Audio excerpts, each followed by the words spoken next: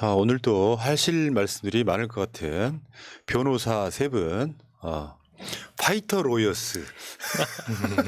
참. 자, 출발하겠습니다. 하루님, 고맙습니다. 하루님. 하루는 참고로, 우리 사무실 고양이 이름이에요. 감사합니다. 자, 특집 검사와 싸우는 변호사들 6번째 시간입니다. 지금 제 앞에 세 분 나오고 계십니다. 자, 서상윤, 이화영 전 부지사의 변호사 나오셨습니다. 네, 안녕하십니까. 뚝딱뚝딱 일 잘하는 변호사 서상윤입니다. 고양정 일산서구에서 왔습니다. 예, 알겠습니다. 자, 고양정. 다음에 김기표, 김용천 민주연구원 부원장의 변호사 나오셨습니다. 안녕하십니까. 부천시 을에서 선거를 준비하고 있는 김기표 변호사입니다. 예. 반갑습니다. 네. 보도에 보면은 항상 그 주인공 옆에 붙어 있는 변호사 사진에 얼굴 엄청 많이 나오죠. 자, 그리고 김성진 검찰 독대 정치탄압대책위원회 검사 범죄 대응 TF 위원 변호사님 나오셨습니다. 어서 오십시오. 안녕하세요. 성북을에서 이재명과 함께 윤석열 검찰 독재와 싸우고 있는 민생 변호사 김성진 인사드리겠습니다. 저번에 한번 새날 그 텔레그램 정보방이라고 있어요. 네. 몇천 명 들어와 있는 곳인데 네.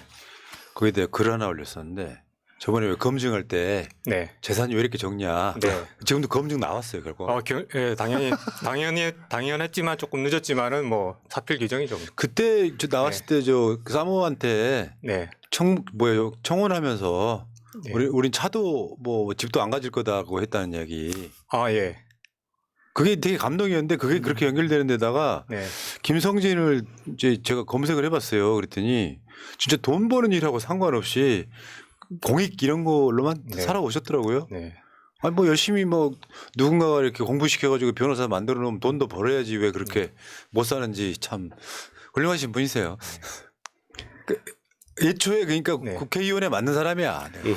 뭐 공적인 인생을 살겠다는 결심을 고등학교 때부터 했고 뭐 네. 그 이상으로 뭐 제가 돈 벌고 뭐 그런 거는 뭐 저한테는 중요한 가치가 아니었던 거죠. 중요한 맞죠? 거는 네. 공익활동하면서 사회와 소통하고 공적인 기여를 열심히 하는 것. 제 한정된 시간을 공적인 일에 기여하는 게 저한테는 가장 중요한 일이라고 생각했고 돈 버는 시간 줄이는 게 좀 목표였죠. 네. 변호사 하면서는. 훌륭하십니다. 저는 이렇게 생각합니다. 나이를 어느 정도 먹으면은 인생의 목표가 뭐가 돼야 되냐면 욕 안 먹고 사는 거예요. 칭찬을 못 받더라도 욕 안 먹고 사는 거. 네. 좀 그랬으면 좋겠습니다. 자, 세 분과 함께 출발하고요. 수선화님, 새하 화이팅 하셨습니다. 감사합니다. 지금 김건희 특검법이 통과됐어요, 어저께. 근데 20분 만에 거부권 의사를 윤석열이 밝혔다. 야, 어떻게 그래요? 이 사람은 집권한 이후에 평생이 그냥 국회 무시하는 거예요. 네. 왜 생각을 한 척 해야 되잖아요. 고민한 척이라도. 어떻게 20분 만에 그게 나와. 일고에 그러니까 단 한 번도 생각을 안 했다는 소리잖아요. 네.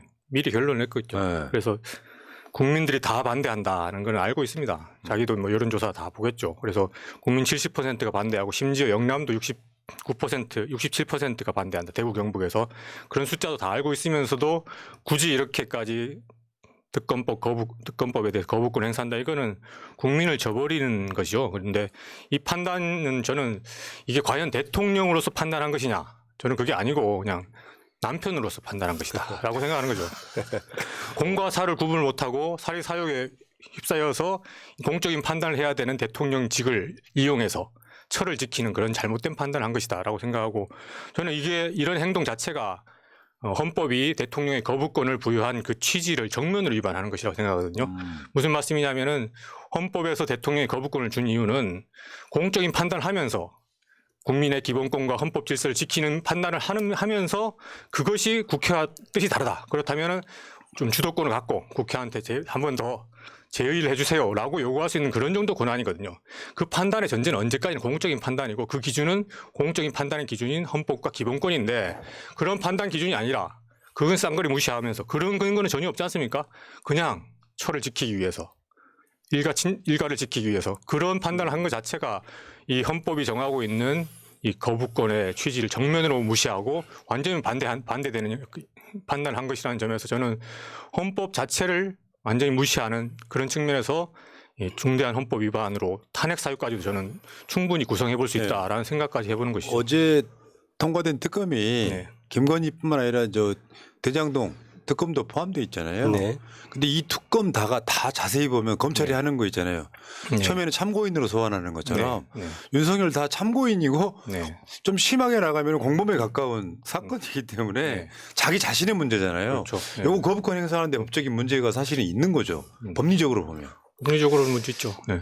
사실은 이제 뭐 법적으로야 이게 규정돼 있지는 않지만 이제 이게 지금 사실은 이제 윤석열 대통령의 그 검찰총장일 때 그 징계안 있지 않습니까? 네. 징계 그게 지금 항소심에서 사실은 이제 그 원고가 승소했나요? 그 법무부가 지금 피고죠. 원고 승소해서 지금 결국 윤석열 대통령 측이 이제 승리를 했지 않습니까? 그게 보면 어떻게 보면 구조가 굉장히 좀 이상하죠. 왜 이상하냐면 법무부 장관으로 대표되는 정부의 수장이 지금 윤석열 대통령 아닙니까? 그리고 그 법무부 장관은 사실 직전에 한동훈 전 장관은 그 징계 문제에 있어서의 당사자 내용 중에 한 명이었고 그런데 지금 그 사람이 원피고가 돼서 사실은 동일한 원피고가 한 셈이 됐던 건데 그것도 문제가 있다고 얘기를 했었습니다만 요건도 사실은 이제 거부권 행사하는 어떤 법안이 어떤 거 관련이냐 그게 사실 본인 관련인 것 아닙니까? 그러면 물론 지금 현재 제도적 미비로 그에 대해서 거부권을 행사할지 여부에 대해서는 규정된 바는 없으나 이 부분에 있어서는 기본적으로 규정된 바 없다 하더라도 대통령이 공인으로서 정확하게 그 부분은 사적인 걸 떠나서 인정하겠다, 조사 받겠다 이렇게 하는 게 당연히 옳은 것이고 차제는 이제 제도적으로도 이거는 조금 미비점을 좀 보완해야 될 문제 아닌가 이런 생각을 저는 합니다. 예. 회피해야 되는 거죠. 사실은. 그렇습니다. 예. 그래서 그것은 거부권을 행사할 어떤 당사자가 아닌 거라고 봐야 될 겁니다. 그게 본인에 관계된 이 사건이기 때문에. 네. 그래서 그 부분은 이 점에 있어서도 그동안 우리가 제도가 생각하지 못했던 부분이 있기 때문에 제도적 미비점으로도 있어서 나중에 국회에서도 이 부분이 좀 다뤄져야 될 것이다. 이런 생각을 좀 들더군요. 예. 뭐 말씀 들으니까 더 탄핵 사유가 더 확실하게 네. 여겨지는 것 같네요.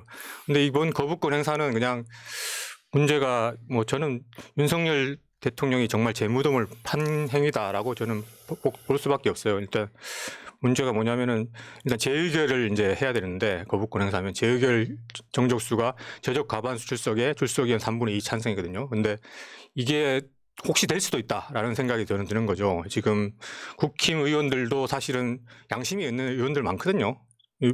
지금 초등학생도 웃을 일이고 국제사회 조롱거리가 될 만한 이런 거부권 행사 아니겠습니까? 그렇다면은 이건 해도 너무한다. 제 식구 감사기가 도를 넘는다.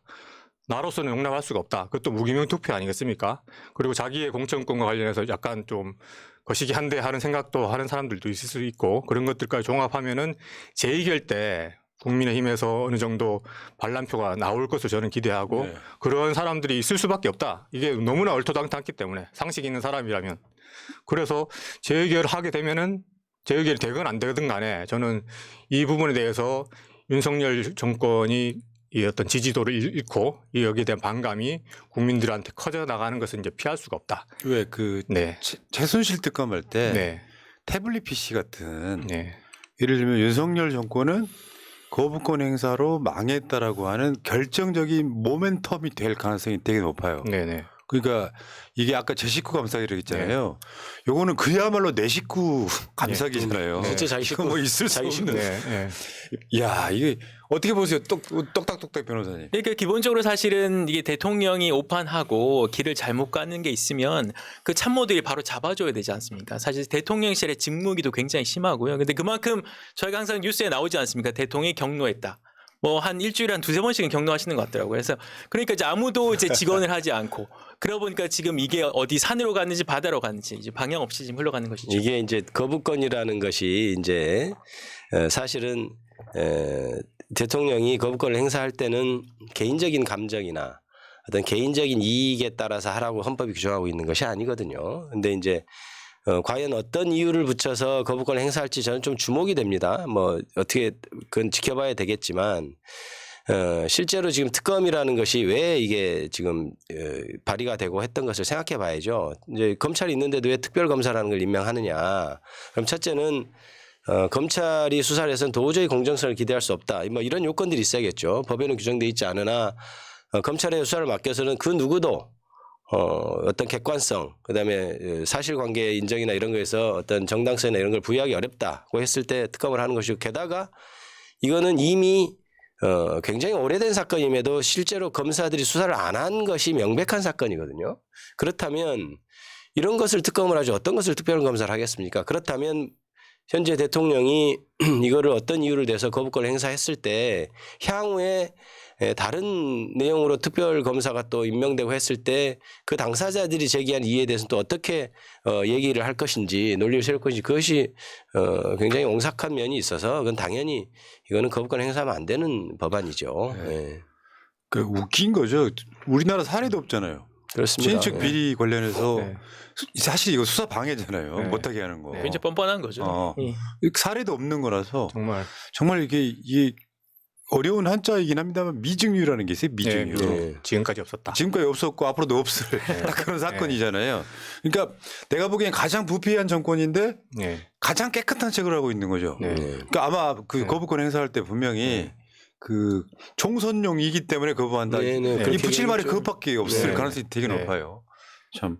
자, 어쨌건 이게 즉각 거부권 의사를 바쳤다는 게 저는 정치를 본질적으로는 태도라고 보는 사람이에요. 네, 네. 애티튜드라고 하잖아요. 근데 내가 속마음이 어떻든 간에 국민을 대하는 태도, 이게 정치인데 내 부인에 대한 특검은 내가 거부할 거야. 이거를 노골적으로 20분 만에 튀어나오는 거 보면서 야, 진짜 이 정권은 진짜 임기 못 채우겠구나. 자기 주위에 네. 뭐 비리가 있을 수도 있고 나 그거 뭐 네. 잘했다는 건 아니지만 네. 기본적으로 그런 거에 대해서 어떤 상황이랄까 네. 국민적인 어떤 의구심이 생기면 자 털어보세요 하고 딱 그 수색대에 들어간 사람처럼 자기가 갖고 있는 모든 걸 보여줘야 되거든요. 네. 이게 안 된다는 건 네. 사실 비리를 인정하는 거 아니에요? 네. 정말 그렇습니다. 네. 윤석열 대통령 아니면은 할 수 없는 판단인 거죠. 그리고 이제 아무리 총선용이라고 이름 짓는다 하더라도 대통령이 거부권 행사할 때는 당연히 국가의 가장 어떤 뭐랄까요, 최고 결정권자인 사람이 국회에, 그러니까 국민의 대표인 국회에서 결정한 것을 안 하겠다 하는 거잖아요. 그러면 단지 선언적으로 혹은 구호에 그치는 어떤 총선용이다 이거 가지고는 안 될 겁니다. 이러이러한 면이 있어서 비합리적이다. 게다가 총선용이다 이렇게 원래 말이 되는 것이죠. 총선용 한마디로 그래요. 총선용이라 하더라도 뭐가 잘못됐는데 이렇게 물어봤을 때 답을 할 수 있어야 되겠죠. 그 이유는. 그래서 그거는 뭐 제가 보기에는 거부권 행사하는데 특별한 정확한 이유를 제가 보기에는 되지 못할 것 같은데요. 네. 이번에 저 개정안이 통과된 거잖아요. 이거 보니까 뭐냐면 주가 조작 사건만 수사할 수 있는 게 아니고 네. 특검 수사 중에 드러난 다른 비리 같은 것도 수사할 수 있게 만들어놨어요. 자, 이러면 이제 명품백, 고속도로 이런 것이 포함될 수 있는데 홍익표 원내대표의 이야기가 좀 정확한 것 같습니다. 특검이 누구냐에 따라서 네. 이런 사건이 인지가 되거나 네. 뭐 제보가 들어와도 수사 안 할 수도 있고 네. 할 수도 있고 이런 상황일 것 같다. 네. 근데 저는 봅니다. 이게 주가 조작 사건은 검찰이 수사를 안 했기 때문에 특검이 벌어지는 거고 설사 특검을 통해서 사건을 덮는다고 하더라도 이미 프레임이 만들어져 있어요. 네. 아, 권력으로 덮었네. 네. 그 이명박 BBK 김홍일이 하는 그런 것처럼 덮었네 하는 상황이기 때문에 빼도 박도 못하는 네. 어차피 수사 결과가 어떻게 나와도 윤석열이 지지율 올라가지는 않는다라는 네. 생각하에 아예 원천적으로 막자 이런 전략이 아니냐 이런 생각을 해봤어요. 이 법안 보면서 이제 좀 소극적으로 이렇게 명품백 특검까지 가능한가를 좀 생각해봤는데 그 부분 지금 말씀하신 것처럼 특검의 의지라고 보여집니다. 특검이 의지를 가지고 수사를 하면은 그것이 부적법하다고는 전혀 판단될 수는 없다고 보여지고 그냥 특검의 의지 문제라고 보여집니다만은 좀 재밌는 것은 이제 검찰이 적용하고 있는 직접 관련성의 기준만 가지고 보면은 당연히 수사할 수 있는 거예요. 이게 무슨 말씀이냐면 검찰이 지금 수사권이 한정돼 있지 않습니까? 경제부패 범죄로 한정돼 있는데 그것을 누리면서 지금 문제는 이제 신앙님 김만배 인터뷰가 배임 수재다라고 이제 수사를 하면서 엉뚱하게 제3자인 언론사의 명예훼손죄를 수사하고 있다는 겁니다. 그래서 그러면서 이제 이 배임 수재와 이 명예훼손이 직접 관련성이 있다고 주장을 하면서 그 근거가 이제 범인과 범죄 사실 그리고 증거가 공통되면은 이제 직접 관련성이 인정된다고 해서 수사를 하는 거예요. 근데 그런 식으로 이제 검찰이 내세우고 있는 직접 관련성 논리를 그냥 이 사건에 가져오면은 김건희 여사 같은 경우에는 범인이 그대로 공통되는 거죠. 그렇다면은 검찰이 내세우고 있는 이 직접 관련성이라는 그 기준에 따르면은 당연히 김건희 여사에 대해서 명품백 특검도 이걸로 가능하다라는 예. 논리가 되는 것이고, 검찰의 논리에 따르면 좀 아이러니긴 하지만은 충분히 김건희 여사에 대해서도 수사가 가능하다라는 것이 보여지고, 그렇죠. 네, 그렇습니다. 이 지금 방송 중에 속보가 나탔는데 그 윤석열 징계 소송 있잖아요. 네. 법무부가 상고를 포기했답니다. 그러니까 이게 예, 아까도 말씀드렸듯이 거의 원픽과 같은 소송이었는데 이 부분에 있어서도 사실은 법원에서도 이 정부 하에 판결을 내리는 것이 맞는지부터 해서 면밀하게 따졌어야 되는데 야. 항소심에서 이런 결과가 나왔고 아니, 너무 이 친구들은 머리가 굉장히 순결해. 너무 순결해. 자기 스스로 이제 법위에 있다고 생각을 해가지고 그리고 사실 윤 대통령이 불과 몇 해 전만 하더라도 박영수 특검의 수사팀장이었는데 너무나 이율배반적인 모습을 네. 보여준 거죠. 야 정말 대단합니다. 이 진짜. 대단하단 말이 좋은 의미가 아니고 정말 내가 태어나 처음 보는 이런 정권이 아니냐 싶고요. 이거는 보통 판단이 아닙니다. 이거는 네. 정말 법률가로 상상하기 어려운, 그리고 정말 이거는 뭐 도저히 말이 안 되는, 그러니까 당연히 끝까지 다퉈가지고 대법원 판단을 받아야 되는 거거든요. 역시 이제 우리가 말하는 프레임 속에서 이재명 대표는 어떤 증거도 안 나와도 네. 끝까지 털고 기소도 막 살라미로 하고 막 이러는 상황에 아니 내가 윤석열이라면요 이거 법무 상고해라. 네. 아 사실 내가 진다 한들 뭐 그 지금 대통령이 된 마당에 뭐 그렇게 중요하겠어요. 참 대단합니다. 저는 저게 조금 의문인 게 저걸 결정한 사람은 나중에 어떻게 하려고 그러죠? 그러니까 무슨 말이냐면 검사들이 1심에서 무죄가 나면 당연히 항소를 안 하면 직무유기 내지는 다른 어떤 의무 위반으로 징계를 받든가 형사처벌을 받든가 할 겁니다. 그리고 지금 저 사건만 그냥 액면 그대로 보더라도 1심에서는 1심 법원은 뭐라고 그랬냐면 야 이걸 무슨 정직 2개월 했어 회임을 해야지 이제 이런 투로 사실은 그때 그랬죠. 판결을 내린 사안이죠. 근데 2심에서는 지금 정반대로 지금 이게 절차적 위반이라고 해서 지금 승패소가 지금 바뀐 상황인데 그렇다면 당연히 원고든 피고든 입장에서는 그것이 1심에서 결과가 달라지고 하면 당연히 상고를 해서 받아보는 것이 정당하지 않아요? 그런데 그걸 하지 않고 있지 않습니까? 그러면 저걸 결정한 공무원은 과연 자기 직무를 다 했느냐의 문제가 지금 발생합니다. 그럼 저건 나중에 제가 보기엔 문제가 될 것 같은데요. 저렇게 섣불리 할 수 있나요? 이 법무부 장관도 공석인 상황이잖아요. 네. 한동훈이 다 지시를 해놓고 나갔겠죠. 한동훈 장관 때 이 1심에서 이긴 변호사들 싹 갈고 제대로 안 하는 좀 미안합니다. 정무법무공단을 선임해서 소송 대응 자체가 이제 1심과는 확 달라졌다. 그래서 적극적으로 소송 안 하다 보니 입증이 제대로 안 되고 그대로 이제 항소심에서 끝나버린 거죠. 예. 자, 어쨌건 김건희 특검 등에 대한 거부권 행사를 뭐 이제 국회에서 이제 대통령실로 가면은 이송이 되면은 거부권 행사할 텐데 이게 윤석열이 망하는 사건의 시작점이 되지 않을까 본격적으로. 자, 근데 그 한동훈이 비대위원장 되고 나서 출근하면서 한 말입니다. 그 검사 사칭한 이재명을 민주당은 절대 저놈으로 섬기고 있다 저런 얘기를 했어요. 근데 아니 그러니까 이 사람도 있잖아요. 뭐 이 정권 자체가 가짜뉴스 대응한다 그러는데 저건 명백하게 거짓말이잖아요. 네. 설명 좀 해주세요. 우선 기본적으로 사실은 특히 이제 국힘 쪽에서 뭐 윤석열 대통령 포함해서 이게 382선 위쪽의 단어를 굉장히 좋아하시더라고요.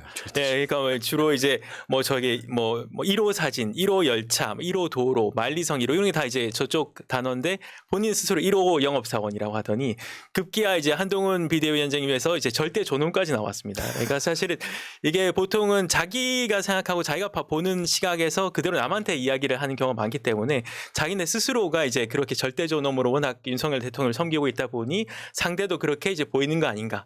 예, 그런 생각이 듭니다. 그럼 자기는 이제 뭐 비상대책위원장님 자신도 절대 존엄이라고 생각하는지도 모르겠네요. 2호 존엄쯤 될 것 같습니다. 그러니까 저거는 모르신 분들을 위해서 이재명 대표가 검사 사칭한 적은 없어요. 다시 한 번 말씀드려요. 김병량 당시 성남시장 일대 비리가 어마어마했습니다. 그 성남에서 파크뷰 분양 뭐 관련해 가지고 비리가 있었는데 이거를 취재하던 KBS PD를 돕던 당시 성남 시민 모임 이재명 변호사가 옆에 있었던 사건이고 검사 사칭 사건일 수는 있죠. 그러나 검사 사칭한 적은 없습니다. 저기 아다르 오다른데 그렇게 해가지고 계속 이재명 대표를 부도덕한 사람으로 몰고 가려고 하는 한동훈 나름대로 전략이에요, 저게. 맞습니다. 내가 이재명 상대 내가 하겠다. 예. 우리 형님은 냅둬 이런 거 아닙니까? 뭐 저폭들이 그런 거지. 자, 넘어가시고요. 지금 어제 나온 사건 중에 이화영 그 전 부지사의 옥중 편지가 공개됐는데 와 이건 80년대나 있을 법한 검사 짓들 아니에요? 뭐 거의 상상을 할 수 없는 그 사항들이 굉장히 많고요. 그래서 지금 사실 비망록도 아주 일부만 정리해서 공개하신 겁니다. 그래서 그 전후 내용 보면 굉장히 충격적인 내용이 많고 지금 사실 그런 내용을 저희가 뭐 아까도 저희 거부권 행사에서 봤지만 지금 뭐 대통령이나 검사들이 법 위에서 군림하지 않습니까? 이제 사건을 이제 창작하고 만드는 단계에서 이제 회유하고 압박까지 해서 원인들이 원하는 진술까지 만들어내는 이런 단계까지 이르렀다고 봐야겠죠. 지금 얼마 전에 이제 그 이화영 부지사 변호인들이 이제 청원서를 냈어요. 이제 검사들 탄핵해달라는 청원서인데 얘기를 보니까 저도 봤습니다.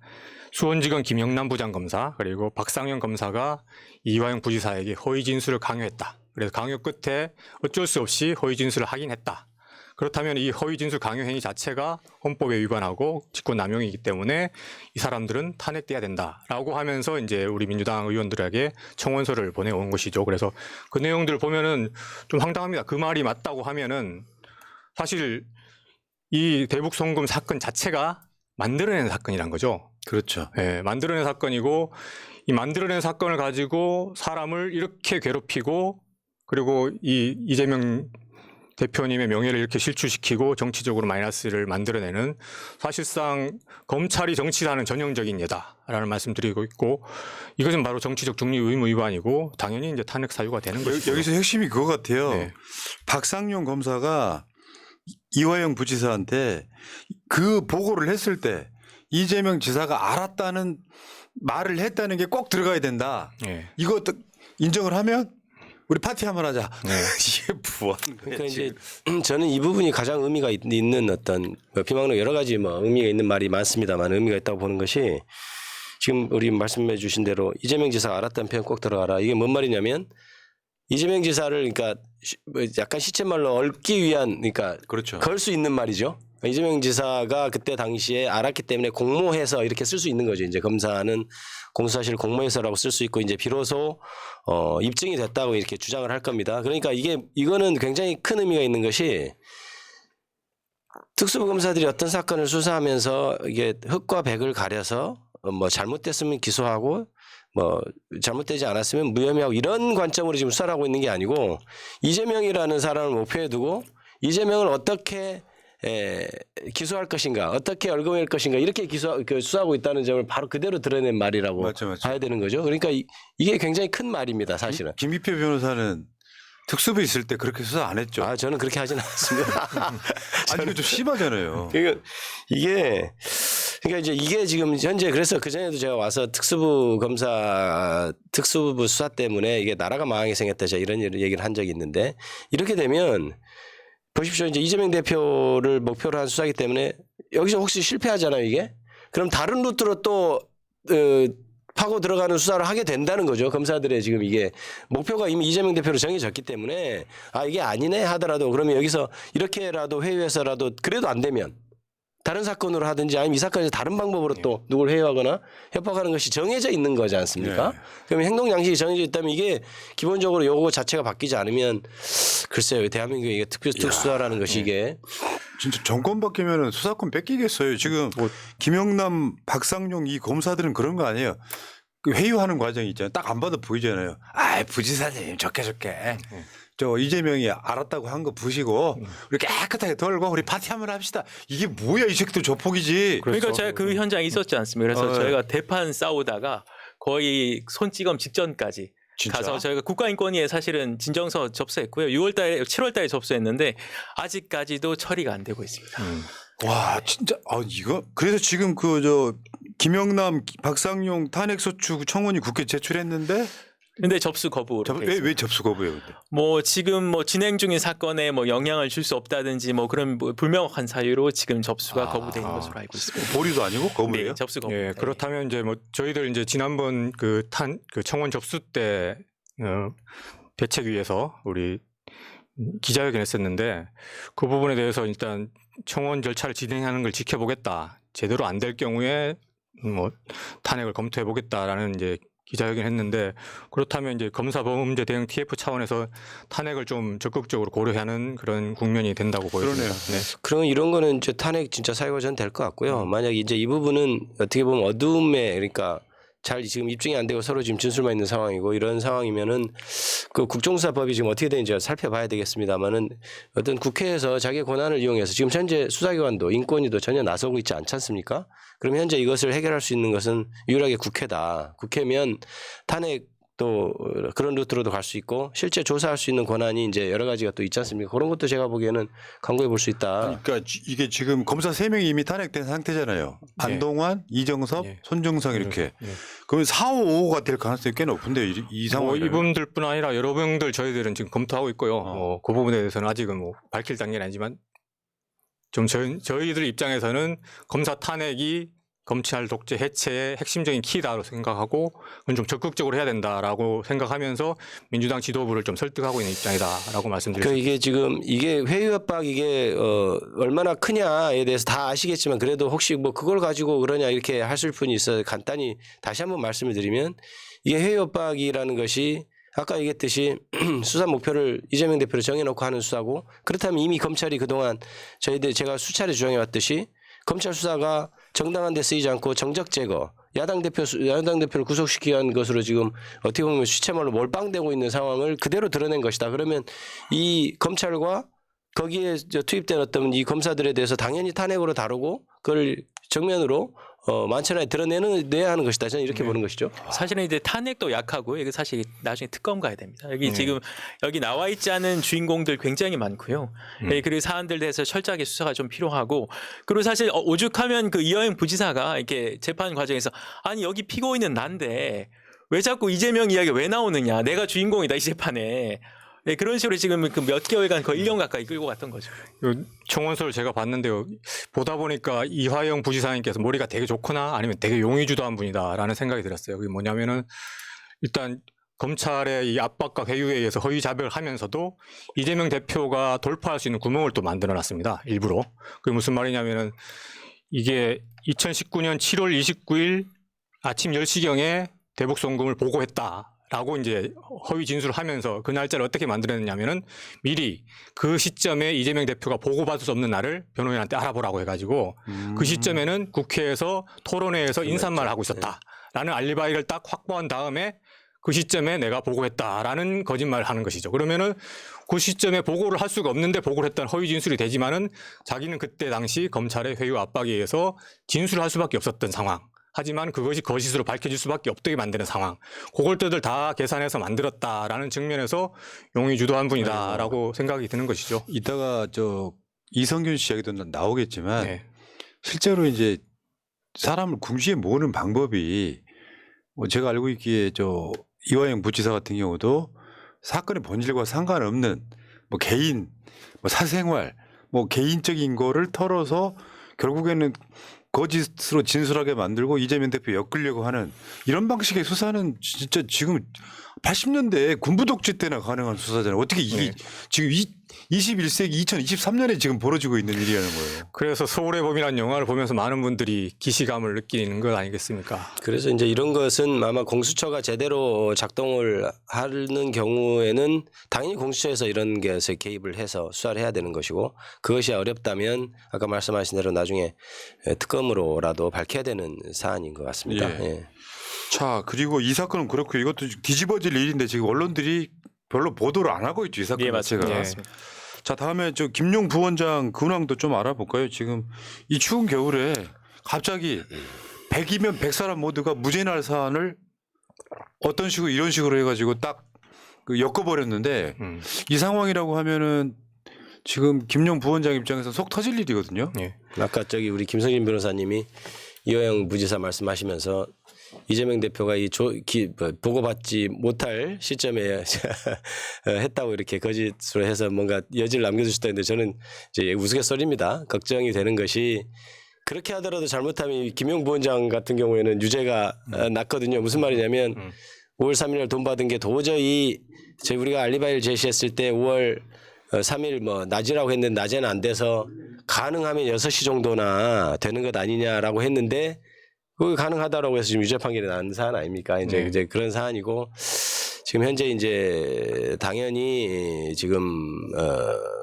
저렇게 무죄가 당연히 나올 것으로 생각했는데 유죄가 나서 굉장히 답답해하고 하고는 있습니다만은 또 다음 항소심 준비하면서 또 굉장히 좀 강한 분이라고 생각을 하고 있어요. 그러니까 금방 추스리고 여러 가지 또 대책도 같이 논의하고 항소심에서 억울함을 풀 수 있는 그런 것을 논의하고 있죠. 네.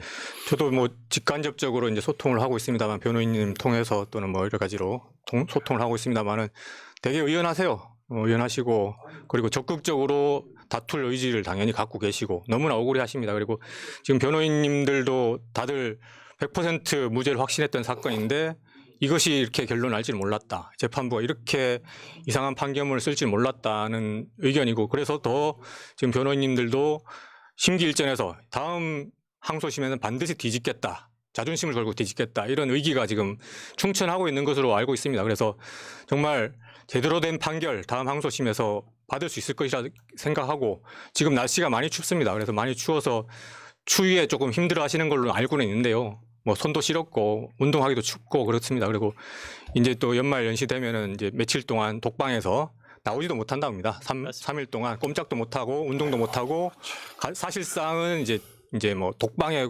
구금되는 상태가 되는데요. 변호인 접견도 당연히 안 되죠. 그런 상태지만은 의연하게 아마 보내실 것 같고 여기저기 이제 이럴 때 국민들께서는 뭐 편지 같은 거 우체국 들어가셔가지고 이메일로 보낼 수 있거든요. 거기서 들어가셔서 보내시면은 뭐 힘이 많이 될 것 같습니다. 저는 뭐 걱정은 안 하셔도 되는 상태다고 저는 뭐 종합적으로 말씀드릴 수 있겠습니다. 그러니까 이화영 부지사처럼 감옥에 갇히면요 사람이 고립되잖아요. 일단 심리적으로. 근데 안 한 걸 안 했다고 하는 거지 안 한 걸 했다고 부르는 것 자체 그걸 불게 만드는 것 자체가 다 불법이다 이거 보고 그 우리가 이제 늑대가 나타났다 같은 그 동화처럼 요즘에도 압수수색이 있어요. 관련 재판 관련해 갖고 이번에 보니까 그 김용 부원장 재판 관련해서 민주당 성준후 부대변인 압수수색을 또 최근에 했었잖아요. 이건 어떤 상황인 거예요? 제가 보니까 전혀 알아보니까 관련이 없는데 그냥 뭐 이렇게 막 사람들 여기저기 들쑤시는 거 아닌가라고 생각됩니다. 그래서 이분은 성준호 대변인 같은 경우는 이재명 대표를 성남시장 때부터 조자했던 그런 측근이고요. 이번 4월 총선에서 이제 남원 임시 순창에서 예비 후보로 뛰고 있는 분입니다. 그래서 선거에 막 바쁜데 압수수색 당하면서 이제 휴대폰을 뺏긴 거죠. 휴대폰에 이제 10,000명의 이제 유권자들 전화번호와 연락처가 다 있는데 그걸 뺏기면은 전화 선거가 사실 반 아니겠습니까? 그 선거 운동을 못하고 여기저기 불려다니면서 지금 정말 아무런 관련이 없는 나를 왜 이러냐.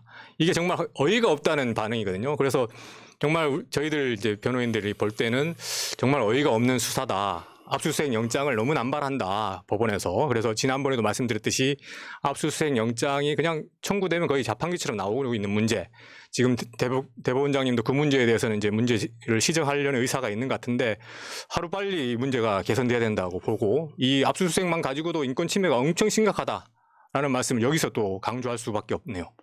저런 식으로 선거 준비하다가 압수수색 당하면은 정말 아무것도 아닌 일로 이게 이제 계속 늑대가 나타나는 상황이다 보니까 사람들이 놀라지도 않아.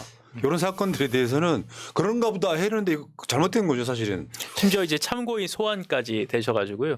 보통 이제 검찰에서 뭐 특수부에서 많이 계시니까 더 잘 아시겠습니다만 보통 전형적으로 사실은 참고인이라고 해서 오라고 한 다음에 그냥 조금만 몇 가지만 물어보겠습니다. 아무것도 아닙니다가 온 다음에 갑자기 이제 그 자리에서 긴급 체포를 합니다. 네, 굉장히 당황하게 만든 다음에 이제 빨리 이제 협조를 하면 빨리 풀어주겠다 이런 식으로 좀 많이 회유를 많이 하고 있거든요. 그래서 그런 거의 일환으로 사실은 전혀 본인은 무관하다고 생각하셔서 사실 변호인 뭐 조력도 전혀 아마 구하지 않고 계신 걸로 알고 있는데요. 지금 굉장히 당혹스러우신 상황으로 알고 있습니다. 저 사건은 제가 아무래도 김용 부원장의 변호인이기 때문에 간단히 언급을 하지 않을 수가 없는데 일단 기본적으로 위증이라고 하는 것, 위증교사라고 하는 것은 제가 좀 자세히 설명할 기회가 조금 시간이 좀 많으면 이게 어떻게 얼마나 터무니없는 것인지, 그리고 변호사들까지 저는 아닙니다만 변호인단에 모 변호사도 위증교사라고 해서 압수수색까지 당하고 이러는 이런 엄청난 일이 발생을 했는데 그것이 실제로 위증이 아님에도 불구하고 위증으로 계속해서 수사를 해가고 압박을 느낀 사람들이 내가 뭐 위증한 것 같아요라고 해서 영장 단계에서 구속을 피해가고 이런 일련의 일들이 있습니다. 그건 제가 나중에 자세히 한번 밝힐 기회가 있을 것인데 그것도 뭐 통탄할 만한 일이지만 적어도 요즘 벌어지고 있는 일이 어떤 일이냐면 지금 성준우 부대변인 압수수색을 했죠. 그다음에 다른 사람들도 계속 압수수색을 한 것으로 제가 언론을 통해서 듣고 있고, 문제는 지금 김용 부원장과 아주 가까운 분도 지금 소환을 해서 오라 마라 하고 있고, 그래서 이게 과연 제가 보기에 이제 전체 제가 실체적 진실을 정확히 알고 검찰이 만들려고 있는 그림까지도 저는 안다고 생각하는데, 실체적 진실은 아니라고 하더라도 검찰이 그리고 있는 그림에서도 저 사람들에 대한 압수수색이 필요한 것이냐라고 생각하면 저는 아니라고 보거든요. 그런데 왜 도대체 성준우 부대변인을 압수수색하고 또 제가 아는 사람들에 대해서도 제가 들은 사람에 대해서 압수수색을 하는지 그걸 제가 이해를 못하는 게, 이게 항소심에 대비한 어떤 그런 변주 굴리기가 아닌가라는 생각까지 제가 할 정도예요. 그러니까 이게 저게 지금 위중교사라는 어떤 자기들이 생각하는 그 사건에서 전혀 필요하지 않는 것에 대한 압수수색을 저는 보거든요. 그런데 왜 저렇게 압수수색을 해서 사람들이 이렇게 공포에 떨게 하고 하는가, 이렇게 생각해 보면 말이 길어집니다만 저는 1심에서조차 검사들이 유죄 판결 날 거라고 생각하지 못했다고 저는 생각해요. 저희가 무죄 판결을 확신한 것처럼 검사들도 이건 무죄 날 것 같은데 하고 들어온 표정이 저는 그렇게 봤어요. 그런데 지금 유죄가 나고 항소심에서 이게 또 잘못하면 이게 무죄가 날 가능성이 높으니까 더더욱 변죽을 울리는 것 아닌가, 이런 생각까지도 하고 있습니다. 그런데 저건 참 너무하다 이렇게 평가할 수 있겠습니다. 이번에 송영길 전 대표 구속된 거 있잖아요. 이게 가장 결정적인 영향을 끼친 건 사건의 내용이 아니고 이재명 대표 영장을 기각시킨 판사가 기각을 하니까 막 법원 쪽에다가 막 근저 화환과 현수막 막 달고 압박을 합니다. 그러니까 어떻게든지 법리를 만들어 가지고 구속시킨 것이다라는 주장이 가장 합리적이에요. 죄가 있어서 구속시키는 게 아니라. 지금 요 송준우 부대변인 이 건도 보면은 이를테면 아까 우리가 했던 김병량 전 성남시장의 당시 비리 있잖아요. 요것을 이재명 대표가 검사 사칭 사건 연루돼서 재판을 받는 과정에서 이제 무죄가 났잖아요.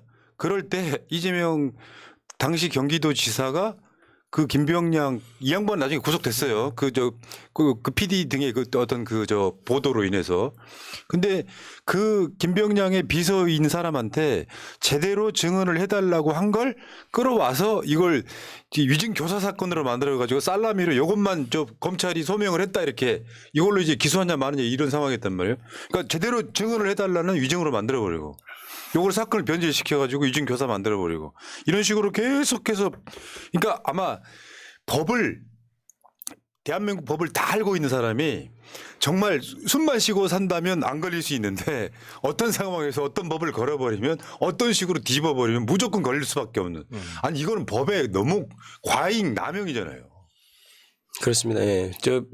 아까 얘기했던 변호사, 저희 그 변호인단의 변호사님에 대해서 위증교사 사건도 범죄 사실을 보면 좀 굉장히 이렇게까지 위증교사라고 법리 구성을 하는구나 싶을 정도로 터무니없이 되고, 이게 검찰이 지금 그렇게 하고 있는 일이어서 제가 개인적으로 그분 아는데 그 선비 같은 그분이 위증 교사를 한다는 게 저는 지금 아니요 소설이죠.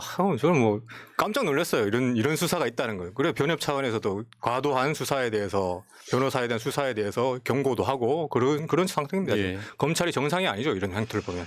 자, 참 할 얘기가 너무 많아가지고요.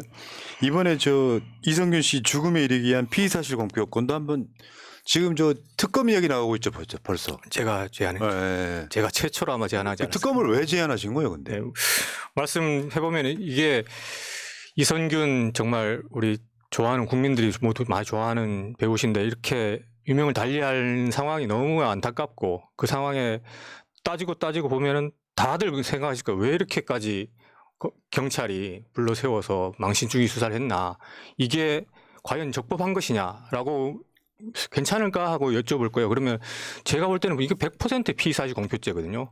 100% 피의사실 공표죄를 범하면서 사람 망신 주기 수사가 계속되었다는 겁니다. 이게 보통 일이 아니죠. 근데 피의사실 공표라는 게 사실은 보통 일이 아닌 게 개인으로는 이 불려가서 망신당하고 그 사건에 대한 실체가 본인이 다투고 있음에도 불구하고 억울하다 다투고 있음에도 불구하고 마치 사실인 것처럼 언론에 보도돼서 국민들은 저 사람은 유죄다라고 이제 사실상 낙인 찍기 효과가 발생하는 것이거든요. 그렇다면 이제 유죄 판결을 받기도 전에 그러한 이제 유죄 판결과 사실상 거의 비슷한 낙인 효과가 발생하는 것이고 그것은 본인이 통제할 수도 없는 잘못하지도 않은 그리고 이제 수사기관이 찍었다는 이유만으로 수사기관이 감정을 가지고 얘를 한번 괴롭히겠다고 작심하고 유죄 판결도 안 났는데 괴롭혀가지고 이 사람을 이런 지경까지 몰아나갈 수 있다는 거지 않습니까? 이 사건에 보듯이. 그렇다면 이 피의사실 공표라는 것이 사실 심각한 범죄고 정말로 이거 근절돼야 될 범죄이기 때문에 형법전에 들어간 거 아니겠습니까? 그럼에도 불구하고 거듭 말씀드리지만은 이 피의사실 공표죄로 형사처벌 받은 사례가 하나도 없어요. 판례가 하나도 없습니다. 그래서 그 이유는 뭐 다들 아시겠지만은 검사가 기소를 하기 때문이죠. 검사가 검찰과 검사들을 기소하기 때문에 그런 사람들을 기소할 리가 없는 겁니다. 그래서 피의사실 공표죄가 사실상 피의사실 공표죄가 아니라 피의사실 공표권처럼 검찰과 경찰의 권한처럼 여겨지고 있는 이 문제를 시정하지 않고서는 대한민국의 어떤 이 수사 과정에서 인권 보호 이런 것들은 요원하다고 생각하고 있습니다. 그런데 이 판례가 없듯이 지금 이 정권 하에서 이 이성균 배우에 대한 피의사실 공표 과연 수사할 수 있을까? 수사할까? 저는 그게 아니라고 보거든요. 수사할 이유도 없고 자기들 정권에 잘못 드러나니까 안 할 것 같고 그렇다면 이 억울한 그리고 분명히 제거되는데 처벌되지 않고 있는 이 정의에 맞지 않는 이 현실을 어떻게 바꿀 것인가? 저는 고민하다 보면 그러면 특검을 해야지 검사들이 안 하면은 그런 생각을 한 것입니다. 그래서 저희가 제안 드리고 있는 것은 윤석열 정권 이래로 그전까지는 뭐 그렇다고 치고 윤석열 정권 이래로 지금까지 이성균 배우 포함해서 뭐 저는 지금 정치적인 수사를 통해서 피의사실 공표가 지금 만연하고 있다고 저는 보고 있습니다. 당연히 민주당 입장에서는 이재명 대표에 대한 피의사실 공표 그리고 여러 측근들에 대한 피의사실 공표 여러 정치인들의 피의사실 공표 그 부분에 대해서 이제 한동훈 장관의 문제 그리고 그 대장동 수사를 담당하고 있는 어미준 강백신 부장들의 문제 이 부분에 대해서 피의사실 공표라는 문제 제기를 공식적으로 했는데 그 두 분 부장검사에 대해서는 공수처 고발도 했습니다. 그런데 수사가 진행이 안 되고 있어요. 이런 문제들을 보면은 진짜 이 땅에서 피의사실 공표는 죄가 아니라 고난처럼 여겨지고 있는 이 문제를 바로잡기 위해서 지금 윤석열 정권 하에서 벌어지고 있는 이 피의사실 공표를 통한 망신주기, 흠집내기, 사회적 명예 떨어뜨리기 이 부분에 대해서 대대적인 수사가 필요하고 그 수사를 담당할 주체는 특검밖에 없는 것 아니냐라는 생각을 하게 됐습니다. 그래서 특검을 제안드립니다. 이번에 저 한동훈도 양희원 의원에 의해서 지금 피의사실 공표로 고발당했죠. 네. 근데 저는 이 사건을 이제 피의사실 공표의 문제로도 당연히 접근을 해야 되고 이제 저는 이 사건을 보면서 사실은 뭐 제가 이성균 배우인가요? 이분의 잘은 압니다만은 수사 과정을 이렇게 자세히 지켜보지는 않았고 이번에 사건이 발생하고 어떤 일이 있었는지 좀 알게 됐는데 이게 이제 검찰 특수부수하고 비슷한 점이 있다는 걸 발견했어요. 그러니까 이게 될 때까지 하는 수사였던 것 같아요. 그러니까 이미 간이 시약 검사하고 제가 뭐 이거는 SNS나 이런 데서 얻은 정보를 토대로 말씀드리는 겁니다. 간이 시약 검사를 하고 그다음에 뭐 모발도 했는데 또 안 나오고 또 어디 또 채취했는데 안 나오고 이제 이렇다는 것 아닙니까? 그래서 계속 소환도 하고 하는데 이게 보면은 결국 이성균이라는 배우가 마약을 했다는 것을 결론이 날 때까지 지금 이렇게 계속 될 때까지 하는 수사에 피해를 받았던 것이 아닌가? 그럼 왜 이랬을까? 이게 지금 정치적인 사건도 아니고 그럼 이게 지금 배우를 이렇게까지 끝까지 되도록 하고 언론에 떠들수하게 했던 그 배우가 뭔가 이게 음모론인지 사실인지는 알 수 없으나 다른 어떤 것을 위해서 이것을 떠들수하게 했다는 뭐 그런 얘기까지도 나돌고 있는 상황이라면 과연 이렇게까지 수사를 보통 뭐 다른 분 유명 위원장 같은 경우는 혐의없음 처분했다는 것 아닙니까? 그런데 이분은 이렇게 해서 끝까지 해서 이런 비극적인 죽음에까지 이르게 된 그 경위가 분명히 저는 밝혀져야 될 것 같다. 왜 그렇게 계속 이미 혐의 없음 처분하고도 충분히 남을 상황에서 계속해서 이렇게 괴롭히고 이렇게 됐었던가. 이 부분은 조금 특검이든 뭐든 규명이 좀 돼야 되는 문제다. 피의사실 공표의 문제에다가 이 부분이 저는 좀 성연치 않은 부분이 있어서 그거는 분명히 수사가 돼야 된다. 이런 생각을 좀 하고 있습니다. 말씀하신 대로 이 결론을 정해놓고 하는 수사가 사실 정말 문제가 되는 거고요. 그리고 사실 그런 피의사실 공표가 너무나 당연하게 권리처럼 이제 진행되다 보니까 실제 저희 실무하는 변호사들도 오히려 제 담당 사건을 오히려 기자가 더 많이 알고 있습니다. 그리고 기자가 알려줍니다. 이렇게 진행되고 있다고.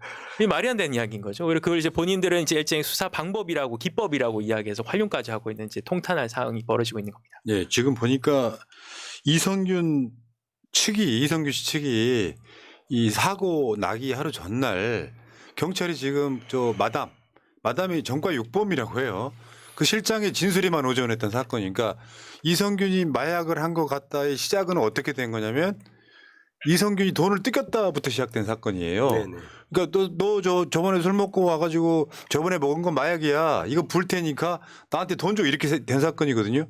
그러니까 저 전과 6번 마담 진술에만 의존해가지고 분명히 이거 털면 모발 검사하면 나온다고 생각했는데 안 나오니까 1차 검사, 2차 검사 막 다리털, 겨드랑이 털까지 다 봤는데 안 나오니까 마지막 불렀던 날 3번 다 공개 소환했고요. 마지막 날은 19시간 조사를 합니다. 새벽까지. 그거 어떻게 견디겠어. 거기다가 내부적으로 이 상황 보니 이제 영화 뭐 계약금 받아놓은 거 광고 뭐 관련들을 해가지고 완전히 파탄에 이르게 하는 상황이잖아요. 일단 그래서 이 명예훼손을 그래서 무죄 추정의 원칙에 의해서 확실해지기 전까지는 이게 지금 밖으로 공표가 되면 안 되는 건들이 아예 사회적으로 매장을 시켜놓고 시작하잖아요. 사실 이 부분도 좀 지적하고 싶은 것이요. 지난 정부 문재인 정부에서 사실은 검찰이든 경찰이든 수사할 때 포토라인을 없앴죠. 그러니까 이제 이런 어떤 이미 수사 과정에서 사회적으로 낙인이 찍히고 헌법상 무죄 추정의 원칙을 이제 형해화하는 그러니까 껍데기로 만들어버리는 것을 없애기 위해서 조사하는 과정에서 어떤 뭐랄까요. 창피 망신 주기 이런 걸 없애기 위해서 포토라인 그다음에 공개 출석 이런 것을 사실 없앴단 말입니다. 근데 어느 순간 이 정부 들어와서 그게 지금 옛날처럼 당연히 돌아가서 이런 포토라인도 세우고 지금 다 그렇게 되고 있지 않습니까? 언제 그랬냐는 듯. 근데 사실은 이 사건도 그런 거 연원이 크죠. 아니 배우라고 하는 사람이 국민의 인기를 받고 자란 사람이 이게 지금 계속해서 3번이나 공개 소환되고 망신 주기 하는데 어떻게 버티겠습니까? 이런 것도 사실 하나씩 짚어야 될 문제다라고 생각합니다. 이 사건이 터진 게 이제 김건희 최측근, 김승희 자녀 학폭 사건 딱 그 즈음에 요걸 터뜨리는 사실 그거 뭐 음모론이라고는 할 수 있겠지만 그런 식으로 하죠. 같은 날 나온 게 정말 공교롭지 않습니까? 저는 뭐 충분히 뭐 국민들이 의혹을 가질 만한 시점이다라고 생각합니다. 저도 뭐 그걸 염두에 두고 아까 애둘러서 말씀을 드렸습니다만은 어찌됐든 지금 현재 이것은 지금 현재 정부에서의 어떤 포토라인 문제, 공개 출석, 그 다음에 될 때까지 하는 수사의 문제, 그리고 그것이 왜 이렇게까지 비극적으로 될 때까지 거의 혐의 없음이 명백함에도 계속 돼야 되는지 문제, 이것들이 다 명백히 밝혀져야 되는 종합 세트 같은 사건이라고 저는 보고 있습니다. 이 정권 들어 사람 너무 많이 죽어가요. 사람이 죽어갔더니 이재명 대표가 죽였다 같은 선동을 하고 있고. 모든 수사 중에 돌아가신 분들은요. 남을 위해 돌아가시는 게 아니라 수사의 주체들이 견디지 못하게 해버리기 때문에 돌아가시는 거예요. 자, 알겠습니다. 오늘 법적인 이야기는 여기까지만 여쭤보고요. 김원태님, 안보 경제 망치는 윤석열 정의로운 법조인 출신 정치인으로 심판합시다 하셨습니다. 감사합니다. 자, 지금 이제 총선 출마하시는 분들이니까 지금 어디까지 왔는지 한번 궁금해가지고요. 자, 서성유 변호사님, 지금 경기 고양 정에 지금 이용우 의원 지역구 나가시는 거예요. 네, 맞습니다. 그러면 이 지역구 상황 좀 이야기 좀 해주세요. 이용우 의원 뭐 제가 듣기에 뭐 불출마한다는 이야기도 있고 아닌 이야기도 있고 막 그래요. 막 복잡해. 어떻게 되고 있어요? 뭐 개인적으로 이제 복잡하신데 그래도 이제 검증위원회 통해서 통과하시고 예비 후보에 하시고 이제 본격적으로 지역 행사도 좀 나오시고요. 그리고 지금 갑자기 당원 교육 하신다고 출마하시는 거네. 예, 그래서 아마 뭐 행사 다니시는 것 같습니다. 다만 이제 그런 모습들이 4년간 처음부터 좀 보통 이제 국회의원 4년을 이제 2년은 오르막, 2년은 내리막이라고 표현을 많이 합니다. 그래서 오르막 때 열심히 하시는 분들이 내리막도 좀 편하신 거거든요. 근데 보통 이제 오르막 때는 가만히 하시다가 이제 심지어 내리막 때도 가만히 계시다가 뭐 이렇게 선거 직전에 좀 움직이신 모습이 그렇게 썩 좋진 않아 보여서 예, 조금 안타까운 부분이 좀 들고요. 예, 예. 그분 캐릭터가 보니까 좀 시크해. 그러니까 세상 만사 귀찮은 것 같은 거 있잖아요. 그런 캐릭터여 갖고 왜 있죠? 저는 이게 정치의 가장 큰 단점이 뭐냐면은 엘리트주의로 가면 정치 망합니다. 그러니까 뭐 어떤 분야의 최고의 어떤 그 고수라고 생각하면은 민심이 보이겠어요. 근데 그 물을 쫙 빼줘야지. 그게 윤석열 뭐 고위직 검사든 뭐 어디서 뭔가 되게 자수성가하신 분이든 간에 자수성가했다고 그 사람이 성공한 사람은 아니고 일종의 권위주의가 몸에 좀 배어 있는 분이라는 느낌이 들었었거든요. 그러니까 저희가 예전에 한번 공약하신 걸 한번 정리 한번 해봤습니다. 이렇게 의원님뿐만 아니라 이제 그 다른 뭐 국힘당 이제 후보 나오신 분들 공약을 한번 정리를 해봤는데 깜짝 놀랐습니다. 예. 대부분 현실과 전혀 뭐 거리감이 있거나 실현이 불가능한 그런 공약들로 다 정리를 하셨고요. 그러다 보니까 이제 할 수 없는 것 그리고 하지 못하는 것 이런 것들로 주로 하시다 보니까 실제로 뭐 성과가 너무 좀 미진한 거 아닌가. 여전히 사실 일산 지역 자체는 굉장히 살기 좋은 도시입니다. 그래서 뭐 계신 분들은 굉장히 만족스럽고 이제 뭐 정말 행복해 하시는데 다만 이제 이게 남편분들이나 자녀분들이 뭐 이렇게 직장이나 학교 가는 게 너무 힘들 거거든요. 이제 교통하고 그리고 교육이 제일 큰 이슈입니다. 그래서 보통 저희는 이제 절대 쌍교라고 합니다. 그래서 절대적으로 해결할 두 가지 이슈, 바로 교통과 이제 교육이고요. 그러다 보니까 저희가 보통 이런 문제가 발생했을 때는 보통 누구한테 맡기겠습니까? 보통은 해본 놈한테 맡기죠. 예, 그 놈이 사실 접니다. 예, 그래서 제가 한번 그 문제를 해결하려고 하고요. 그리고 제가 그 40대 법률 전문가로서 그리고 벤처기업 CEO 출신으로서 사실 그 지금 문제가 당면한 문제인 이제 교육하고 교통. 특히 제가 그 교통부에서 광역버스 노선을 이제 평가했었고요. 그리고 교육 관련해서는 제가 그 영국 런던 대학교하고 뉴욕 파슨스 스쿨에 이제 한국 캠퍼스를 실무 협상했습니다. 그래서 실무자인 제가 문제 해결할 수 있도록 최선을 다하도록 하겠습니다.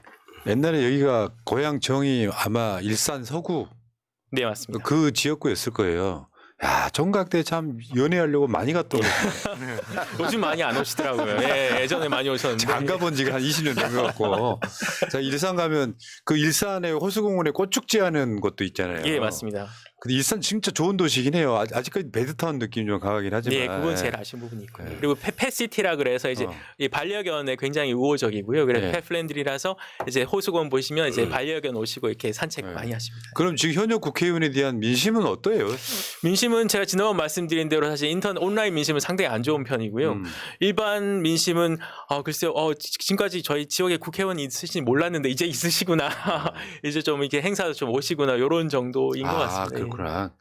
사실은 지역 국회의원 하면 안 되는 캐릭터 분이세요.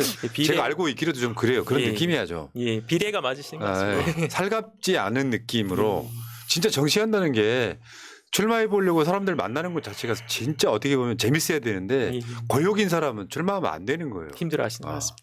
이게 다 내 표다 생각하고 사람을 공손하게 모셔야지. 자, 이용우 의원 그렇고요. 자, 화이팅 하시기 바라겠고. 자, 지금 부천을 서른 의원 지역구. 어떻습니까? 이 지역은 지금 분위기가 제가 봤을 때는 이런 게 있어요. 이분이 지금 5선인가 그렇죠? 네, 5선입니다. 진짜 오래 하셨어. 나이도 70 넘으셨는데 그 정도 되면 제가 봤을 때는 굉장히 개혁적인 사람이라면 오래 해도 사람들이 한 번 더 하세요 할 거예요. 근데 이게 반격적이면 느낌이 좀 많이 달라지거든요. 이 정도 되면 이제 바꿔보자 뭐 이런 분위기 일어나는데 실제 분위기 어때요, 부천? 전반적으로 지금 현재 현역 의원에 대해서 어떻게 보면 비호감도가 굉장히 높은 지역이라고 저는 판단하고 있고요.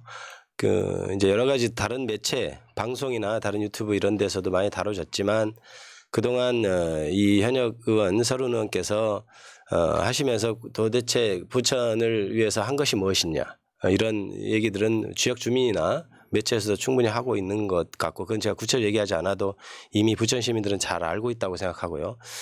그다음에 저는 무엇보다도 얼마 전에 제가 SNS에서 글을 올렸습니다마는 지금 현재 윤석열 정권의 어떤 폭주를 우리가 모든 국민이 목도하고 있지 않습니까? 그 피해는 고스란히 전 국민에게 지금 돌아가고 있는데 그것의 근본적인 원인이 무엇이냐에 대해서 저는 끊임없이 뭐랄까요, 굉장히 가슴 아파합니다. 그러니까 지금 대장동 사건의 어떤 그 제보, 기자에 대한 제보가 뭐 이낙연 대표의 뭐 최측근이 했다라고 했다면 그때 당시에 공동선대위원장을 했고 가장 최측근이라고 하는 서른 의원이 그걸 몰랐을 리가 있겠느냐 이게 저의 생각입니다. 그렇다면 그런 어떤 뭐 얼마 전에 어젠가요?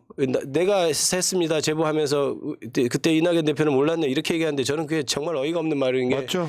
그런 중요한 것을 후보가 모른 채로 나갈 수가 있나요? 저는 그렇게 생각합니다. 그건 말이 안 된다고 생각하고 후보뿐만 아니고 그거에 대해서는 아마 후보와 그때 당시에 최측근이라고 하는 사람들 그리고 선대본부에서 가장 중요한 역할을 했던 사람들이 다 얘기하고 의논하고 결정한 일이죠. 그것이 어떻게 혼자 대표 후보들한테 얘기하지 않고 하겠습니까? 그렇게 세상이 다 알 거짓말하면 안 된다고 생각하고 그런 부분에 대해 있어서 그것이 결국 본선에서도 공격거리를 제거했고 그것이 결국 지금까지도 이재명 대표를 계속해서 수사하게 만드는 원인이 됐습니다. 그렇다면 적어도 그거에 대한 책임을 져야죠. 그렇지 않고 다시 저는 국회의원이 되겠다고 나오는 것은 저는 국민이나 부천 시민이 용납을 해서는 안 된다고 생각합니다. 예. 그러니까 이 사건은 마치 그런 것 같아요. 검찰의 수사하는 방식이 똑같아. 이재명 후보한테 비리가 있는 것 같아. 누가 줬는지도 난 궁금하고요.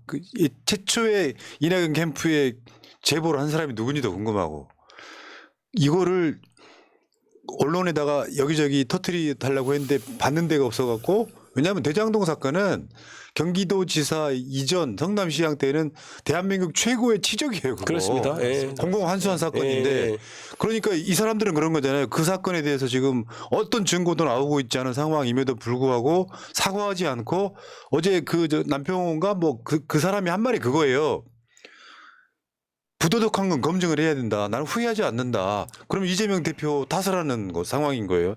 그중에 이제 사실 이 사건 관련해 가지고 그 소위 친낙계라고 하는 사람들이 선거 중간에 얼마나 많이 흔들었어요. 이거 갖고. 그래서 지금 사실은 이재명 대표 영장 기각됐을 때 일제히 사과를 했어야 되는 사안인데 맞습니다. 지금 예. 계속 이러고 있는 거예요. 자, 어쨌건 지금 서른 의원은 아마 지역군에서 이제 교체 여론이 꽤 높은 걸로 저는 알고 예, 있거든요. 굉장히 높습니다. 예. 왜냐하면 뭐 개혁적인 사람도 아니고 그렇다고 뭐 5선을 부천에서 하는 건 아니지만 예. 부천을 위해서 뭔가 획기적인 뭘 했다 이런 것도 아니고 그러면 분명히 민주당 지지자뿐만 아니라 시민들은 바꾸고 싶어 할 거예요. 실제로 제가 이제 이렇게 만나보면 이렇게 얘기하는 분들이 꽤 많습니다. 뭐냐면 이번에도 서른 의원이 나오면 나는 국민의힘 찍을 거야. 이렇게 하는 사람들이 꽤 있습니다. 정말로. 그래서 이건 정말 큰일이다. 심각하네. 예. 그래서 뭐 저한테도 그래서 제가 뭐 이번 민주당 후보 경선 준비합니다 그러면은 꼭 서른 후보 이길 수 있냐? 제가 이길 수 있습니다. 꼭 이겨달라. 못 이기면 나는 국민의힘 찍을 거다. 이런 얘기를. 그렇지. 민심 심각하네. 쉽게 표현해서 네. 경기도권의 상당수 도시들은 민주당이니까 찍는 거예요, 그냥. 그 사람이 마음에 들어 찍는 게 아니라. 예, 예. 그럼에도 불구하고 그런 얘기를 지금 하는 것은 정말 대단한 그러니까 예를 하나 들어드릴게요. 그 성동구청장, 가든파이브, 정원호 청장 같은 경우는 민주당에서 찍는 것도 있지만 본인이 잘해서 얻는 득표가 있잖아요. 여론조사 보면. 예. 그런 사람들이 국회의원 해야 돼요. 그러니까 이게 민주당인데 이 사람은 민주당인 걸 떠나서 너무 마음에 들어. 정말 정치 잘해. 요 느낌으로 전 찍어야 된다고 생각해요. 저건 좀 오래 하셨다. 좀 심하다. 이런 생각이 들고. 자, 그다음에 이제 성북으로 한번 가볼까요? 여기는 기동민 의원인데 지금 제가 봤을 때는 기동민 의원 건은 아마 더민주 전국혁신에서도 약간 문제 제기를 했던 걸로 아는데 네. 왜냐하면 이게 소위 친명이라고 생각되는 원외 분들은 굉장히 검증이 좀 네. 역차별 받는 느낌으로 좀 심하고 네. 그 현재 수사 중인 사람들, 네. 재판 중인 사람들은 네. 예를 들면 이게 뭐 어떤 검증 안 하고 그냥 넘어가는 그런 느낌이 분명히 있는 거잖아요. 기동민 의원 건도 이제는 솔직히 한 말을 봐요. 뭔데? 기동민 의원 건은 뭐 세상을 떠들썩하게 했던 라인펀드로부터 뇌물 받은 건이죠. 뭐 그거는 기사화가 많이 됐습니다. 그래서 기동민 의원의 기소 내용을 보면은 제가 뭐 굳이 말씀드리면은 1억 200만 원의 뇌물을 받았다. 그리고 200만 원은 이제 고가의 양복을 받은 거다라고 기소가 돼 있는 걸로 알고 있고, 그중 양복을 받은 거는 뭐 본인도 인정하고 있는 겁니다. 그래서 그 부분에 대해서 이제 기소가 되어서 이제 재판 중인 분이다라는 것들은 뭐 이제 공지 사실이죠. 그런데 첫날 이제 뭐 검증이 통과가 됐다는 거는 뭐 팩트죠. 그 정도 말씀드리겠습니다. 야, 그러면 실제로 이제 그런 측면이 있죠. 그 당내 무슨 뭐 화합이라든지 뭐 이런 차원에서 어떻게 보면 정치적 고려를 하다 보면 오히려 네. 민주당 입장에서는 뭐랄까요, 공천에 대한 공격을 받기 쉬운 지점이 돼버리거든요. 만약 이런 분들이 공천이 된다고 하면 여러 가지 좀. 저는 뭐 공천 관련해서는 뭐 국민들 눈높이를 좀 생각해야 되지 않는가, 저는 그렇게 생각합니다. 저는 개인적으로 기동민 의원이 억울할 수 있다고 저는 생각합니다. 그리고 우리 민주당 지지자들 분들께서도 기동민이 억울할 수 있다고 생각할 수 있습니다. 그러나 이 부분을 이제 이 선거라는 측면에서 이제 다른 분들한테, 민주당 지지자가 아닌 분들한테 이 기동민 후보로 이제 본선을 치를 수 있겠느냐라고 물어본다면 그 판단은 조금 좀 다시 한번 생각해 볼 부분이 있지 않을까 하는 생각을 하고 있습니다. 저는 네. 뭐 기동민 의원 얘기보다는 저는 뭐 기동민 의원에 비해서 다르다는 점을 이제 좀 시민들한테, 경북 국민들한테 호소하고 싶습니다. 그래서 제가 정치하는 이유를 뭐 계속 말씀드립니다만은 이 전환의 시기, 대전환의 시기에 전환에 어울리는 새로운 리더십이 필요하죠. 그리고 지금 국민들은 민생 위기에 정말 아우성을 치고 있습니다. 97년 IMF 이래로 국가의 경제는 성장했지만은 서민과 중산층은 전혀 살림살이가 나아지지 않았죠. 그 결과 지금 청년들은 사실 비명을 지르고 있습니다. 지금 최악의 출산율, 그리고 최악의 자살률, 이 부분은 현실도 절망적이고 미래도 절망적이다는 이 절망적인 현실을 대변하는 거거든요. 그렇다면 이 문제, 대한민국 경제 성장과 상관없는 국민의 삶의 문제, 이 문제에 대해서 그럼 책임은 누가 지냐? 지금 기성의 정치권에서 책임을 질 수밖에 없다고 생각하고 돌파는 누가 하냐? 기성의 정치인들로는 돌파하기 어렵다는 겁니다. 그래서 새로운 리더십을 갖고 있는 정치인들이 대거 이번 국회에 들어가야 된다라는 생각을 하고, 그 새로운 정치인들은 젊고 개혁적이고 도덕적이고 유능한 사람들로 채워나가야 된다라는 겁니다. 그래서 이재명 대표의 개혁적이고 돌파형 리더십과 함께 진영을 이루면서 같이 싸워줄 장군들이 필요하다.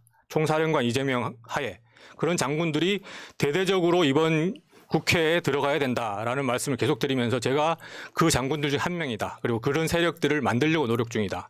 예. 그를 통해서 다음 정권에서 우리 이재명 대통령을 만들고, 그것이 바로 지금 국민의 삶을 더 낫게 하는 지름길이라고 생각하고 있는 것입니다. 그래서 지금의 윤석열 대통령, 정말 국민의 좋은 삶이랑 전혀 상관없이 부자들의 좋은 삶, 부자들의 감세 자체가 정권을 잡은 목표인 것처럼 행동하고 있는 이 사람은 대통령으로서의 자격이 전혀 없다고 봅니다. 그래서 제가 계속해서 퇴진 아니면 탄핵이 답이다라는 말씀을 공적으로 드리고 있는 것이고, 그러한 것들이 실현되기 위해서는 이번 총선에서 우리가 다수당이 돼야 됩니다. 다수당이 되는 것뿐 아니라 다수당이 되기 위해서는 대대적인 물갈이가 필요한 것이죠. 민주당이 변해서 새로운 리더십이 보여지지 않고서는 혁신 경쟁에서 이길 수 없고, 혁신 경쟁에서 이기지 못하면은 다수당이 되기 어렵다고 봅니다. 예. 그런 측면에서 우리 민주당의 다수당을 위해서는 혁신 경쟁에서 이기는 새로운 인물들로 대대적인 물갈이가 필요하다. 제가 그 역할을 하겠다. 그를 통해서 우리는 국민들의 좋은 삶, 다음 정권 재창출, 윤석열의 조기 퇴진까지 목표로 하는 그런 신진 정치 세력들이 대거 등장하는 것이 필요하다라는 말씀드리면서, 예. 그 신진 정치 세력들의 핵심은 기득권화되지 않았다는 것이죠. 기득권화됐다는 건 부자들에 둘러싸여서 부자들이 주는 좋은 것 먹고 누리면서 그렇게 정치하는 것이 좋은 것이죠. 하지만 그것이 정치하는 이유가 돼서는 안 됩니다. 그것이 직업으로서 정치가 돼서는 안 됩니다. 정치는 봉사고 정치는 공적인 희생입니다. 그런 역할을 처음부터 끝까지 할 수 있는 새로운 정치인들이 이제는 국회에 들어가야 된다는 생각을 하고, 예. 제가 그 역할을 열심히 하겠다는 말씀을 드리겠습니다. 저는 제가 봤을 때 이번 선거는요, 역대급일 가능성이 높아요. 그러니까 물갈이에 있어서 역대급일 가능성이 없습니다. 뭐냐면 윤석열 정권 같은 정권은 필요 없다라는 게 국민적인 지금도 마찬가지잖아요. 여론조사 보면. 근데 그러려면 윤석열을 상대로 싸우려면 민주당의 개혁 세력들이 어마어마하게 들어가야 된다라고 하는 부수적으로 따라오는 국민적 여론이 있다. 이 상황에서 반개혁적이거나 그냥 기득권이거나 이 사람은 국민의힘 가도 다를 게 없을 것 같은 국회의원들은 저는 다 물갈이가 될 거라고 봅니다. 네. 여기서 좀 파이팅들 더 하셔야 되고요. 네. 그래서 다른 걸 떠나서 네. 어둠이 짙을수록 뭐 새벽이 뭐 가까워진다는 이야기처럼 이런 시대를 지나면서 우리나라 국민들은 정치인들한테 그걸 요구할 거예요. 완전히 갈아엎어라. 네. 근데 기존 세력으로는 그거 못하는 거죠. 실제로. 언젠가 이재명 대표랑 전화 통화를 하는데 그래도 대표님 친명이라고 불리는 국회의원 한 30명 되지 않아요? 그랬더니 굉장히 쓴웃음 지으시더라고요. 30명이 될까? 말하자면 거의 없다는 이야기를 둘러치고 맺히고 하시더라고요. 이 과정 흐름 속에 있기 때문에 저는 세 분들이 조금 더 개혁적이고 조금 더 좀 전투적이면서 어쨌건 윤석열 정권 맞서 싸워내고 만약 윤석열 정권이 무너지고 나면 실제로 기득권과 싸워서 이기는 사람들이 돼야 된다라고 저는 봅니다. 자, 알겠습니다. 자, 검사와 싸우는 변호사들, 그 검사는 결국 기득권인 거죠. 네, 검사뿐만 아니라 네. 대한민국의 모든 기득권들인 건데, 자, 두 분, 세 분, 자, 좋은 결과 있으시기 바라겠고 또 한 2주에 뵐까요? 예. 법률적인 이야기는 날마다 나오기 때문에. 마지막으로 제가 드릴 말씀이 있는데. 그러네. 그거 중에 좀 소개 말씀인데요. 자, 그게 뭐냐면은 검사범죄 공익신고센터. 네. 지금 민주당 검사범죄 대응 TF 안에 검사범죄 공익신고센터를 만들고 있습니다. 그래서 검찰의 조작 수사와 법 왜곡 문제, 이 문제를 국민들께 제보를 받고 있습니다. 그래서 요 이메일 주소는 민주신고입니다. 한글로 민주신고를 영어로 딱 치시면은 민주신고@gmail.com인데요. 요거로 신고를 해주시면은 국민 여러분께서 검찰의 조작 수사 피해, 그래서 예를 들어서 아까 말씀하셨듯이 협박과 회유로 인한 어떤 허위 진술을 유도하는 행위라든가 증거를 억지로 만들어낸다, 그리고 괴롭히는 수사, 이런 것 같은 검찰의 위법부당한 행위에 대해서 이 메일로 신고를 해 주십시오. 그리고 유동규와 대장동 일당의 비위 행위에 대해서 신고를 받습니다. 그래서 지금 유동규 사례를 보면 유동규 씨는 룸사롱에서 나무에게 4천만 원을 받아서 그중에 1,000만 원을 옆에 있던 접대 여성한테 1,000만 원을 팁으로 줬다는 얘기도 들립니다. 그만큼 돈 씀씀이가 이상한 해픈 것도 있고 하니까 이 유동규의 돈 씀씀이까지도 한번 저희들한테 제보를 주시면은 좀 종합해서 정리하도록 하겠습니다. 그래서 검사도 잘못하면 패가 망신하는 사회, 그게 정의로운 사회 아니겠습니까? 저희들은 그것을 목표로 합니다. 국민 여러분께서 많이 제보해 주시면 저희가 적극적으로 대응하도록 하겠습니다. 감사합니다. 예. 저 이메일이요. 민주 신고에 N자가 하나 더 있는 거죠. 시연이 두 개네. 신고. 만약에 다른 사람한테 갈 수가 있기 때문에 저기 민주 신고. 하나 같습니다. 제가 두 개 들어갔네요. 받아왔는데 제가 확인해 보셔야 돼요. 오타는 아닐 겁니다. 신하고 N이 두 개가 아니고 저는 김성진 변호사 복붙한 거예요. 제가 저도 습니다. 저도 우리 보좌관님한테 저도 불붙한 지금 N이 두 개여서 이상하다. 감사합니다. 네. 자, 어쨌건 이런 게 있다는 말씀을 드리고요. 자, 변호사님들, 뭐 이재명 대표의 변호사 하는 것도 힘들고 이중고로 또 선거 준비도 해야 되는 그 힘든 가운데 지금 또 새날 방송국에 나와주셔서 감사드리고요. 또 다음 주에 뵙겠습니다. 고생하셨습니다. 고맙습니다. 감사합니다. 수고하셨습니다. 민주주의 평화 통일 다 죽어간다. 이대로는 놔둘 수 없다. 자, 다시 한번 해보는 거야. 자, 다시 한번 싸우는 거야. 자, 손 맞잡고 어깨를 걸고 우리 함께 이기는 거야. 자, 다시 한번 해보는 거야. 자, 다시 한번 싸우는 거야. 자, 손 맞잡고 어깨를 걸고 우리 함께 이기는 거야. 자, 다시 한번 해보는 거야. 자, 다시 한번 싸우는 거야. 자, 손 맞잡고 어깨를 걸고 우리 함께 이기는 거야.